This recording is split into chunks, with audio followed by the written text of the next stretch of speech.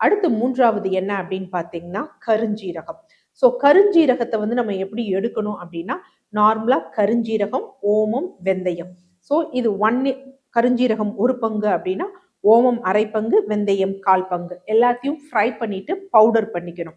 இதை என்ன பண்ணணும் அப்படின்னு பார்த்தீங்கன்னா 1 டீஸ்பூன் காலை இரவு 2 வேளையும் உணவு உண்ட பிறகு என்ன அப்படின்னா கொஞ்சம் வெந்நீர்ல கலந்து வந்து எடுக்கணும். இதுல என்ன காரணம், இது எப்படி பிளட் ப்ரெஷரை குறைக்கணும்னா இதுல தைமோபினோன் அப்படிங்கக்கூடிய சத்து இருக்கு. அதனால என்ன டாக்டர் அப்படின்னு பார்த்தீங்கன்னா, இது வந்து என்ன அப்படின்னா கால்சியம் சேனல் பிளாக்கரா இருக்கும். அதாவது யூஸ்வலா என்ன அப்படின்னு பார்த்தீங்கன்னா, இன்னைக்கு நவீன மருத்துவத்துல நிறைய மருந்துகள் இருக்கு.